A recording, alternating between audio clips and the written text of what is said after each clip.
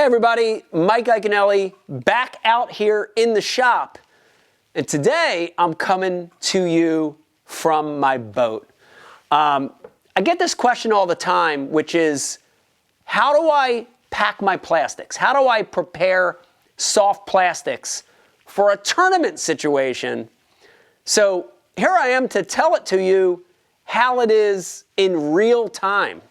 I'm getting ready to hit the road, start of a new season here at the Elites, and I need to have a lot of stuff in this boat for anything that might happen, right? When you're fishing, you know, every day, every minute is different.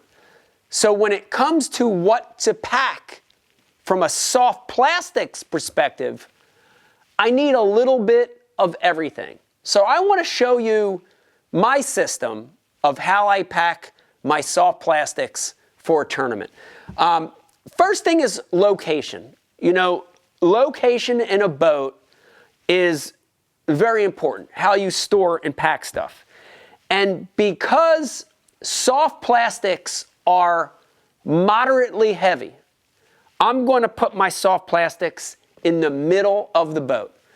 Remember, when you're packing your boat, and I don't care if it's a John boat or a 30-foot saltwater rig, weight distribution is important. So I want the heaviest baits that I own in the back. So way back there are my worm weights, my tungsten, my jig heads, my skirted jigs. The heavy stuff's in the back. My moderately heavy stuff is in the middle, and that includes soft plastics.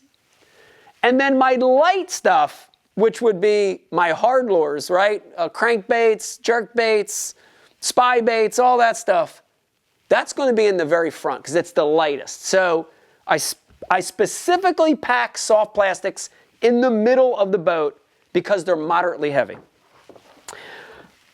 This is a real important process for me. So as I describe this to you, let me stress that in the tournament world, whether it's pre-practice or the tournament itself, every second counts.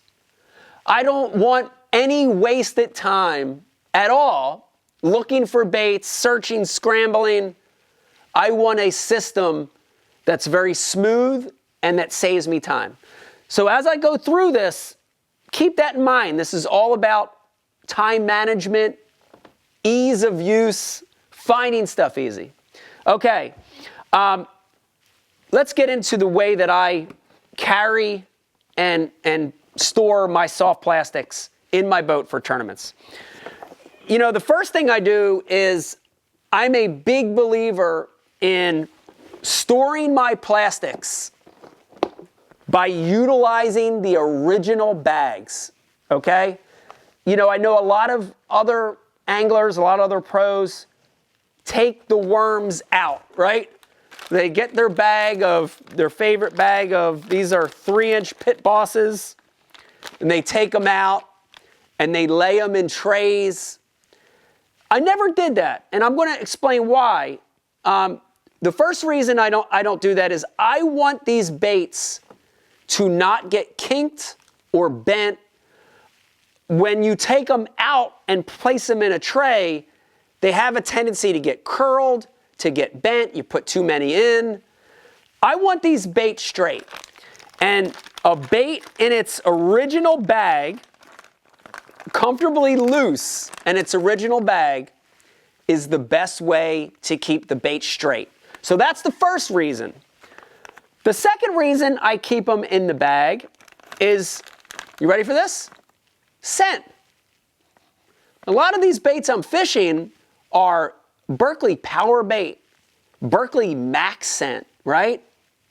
And these baits have scent and flavor. And because of that, I want them in a sealed bag, a sealed Ziploc style bag. And I want to keep that, preserve the scent of that bait. The last reason is I hate to have a limited run of a color in a tournament. The worst thing that could happen, and if you're watching this and you fish tournaments, you know what I mean. you have 4 of one color, and that's the color they're biting, and then you run out, right? By storing them like this, my general rule of thumb is I like to add 2 or 3 bags into one. This is a bag of Berkeley Power Bait Pit Boss, the Junior. If you look in there, when I open this Ziploc, I comfortably have 3 bags of black and blue. 3 bags of black and blue, all in this one pouch, okay? So I keep them in the original bags and I just double them, okay? I use a Flambeau box. I'm gonna take all these out so I can show you real quick. I use a big, deep Flambeau box that has no dividers. This is open storage. And that allows me to get the maximum number of bags in. So when you look at that, they comfortably fit in there, okay? Let's get into colors a little bit, then I'll talk about the way that I label them. So on colors, here's the biggest thing I'm an advocate of, okay? You don't need thousands of colors, but you need a lot of the key colors. So this particular box, when we look at it, by the way, I want to show you, I have it labeled Pit Boss on the top. So if the box is laying like this, which it normally is, I can see what it is and get to it real quick. If the box happens to fall on its side, or if I have them stacked this way, I have Pit Boss labeled on the side. So no matter how it's oriented, I can look at this box, identify, and know what's in there. When I open the box, I've got my 4-inch Pit Bosses on the left. I've got my 3-inch Pit Bosses on the right, or vice versa. And then when you look at the colors, let me show you again. You ready? Not a lot of colors, but a lot of the key colors. Black and blue. Green pumpkin. California, which is watermelon with red flake.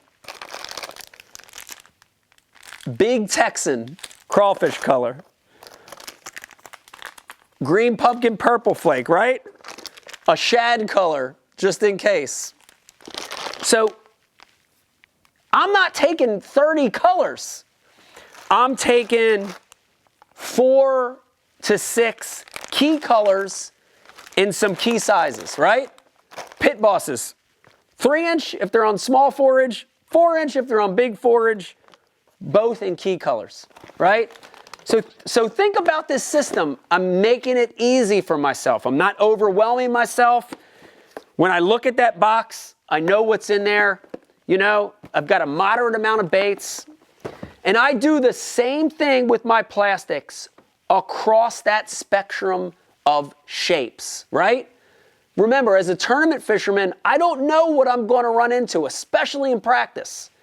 So I need to have that dynamics of a lot of shapes. So I'll just give you an example going through. So Pit Boss, I've got crawls, I've got beavers, I've got creatures, it's a creature box, I've got lizards, right?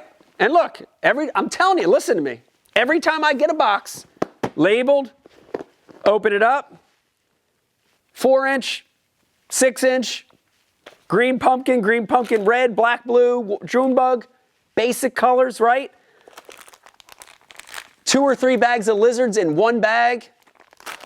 Nothing's getting crushed, right? And I do that across the board on all these shapes. I go to the other side, it's the same thing, right? Look, worms, toads, tubes and grubs, soft stick baits, and it's all the same, right? It's all this same system. This is a system I've been using literally since the early 90s when I club fished. But this is a system that allows me to get to things, to not waste time, to be fluid, to be smooth.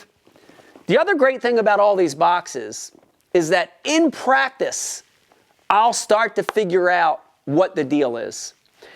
And by the start of the tournament, if I know I'm not fishing a toad or a tube, I can very easily get this box, put it in the truck, lighten the boat up. It's a great system. So I hope this series helped you. Remember, here's some of the key things when you're packing your boat for a tournament. You don't need 1,000 colors. You need a lot of some of the basic colors. Store those plastics so they don't get bent or twisted. For sure, pack these plastics in the middle of the boat. They're moderately heavy. And label stuff so that when you need something, you know how to get to it in a flash. I hope you enjoyed this in the shop, talking about how I pack my soft plastics for professional tournaments. Man, if you like these videos, do me a favor, stop where you're at, mash that subscribe button down there. See it flashing down there? Mash that button, subscribe to my channel. We got great tips coming every single week. If you happen to be already subscribed, tell your fishing friends about Mike Iaconelli Fishing. We're going to get you some good educational content all about fishing. Try this. It's going to work. Bye.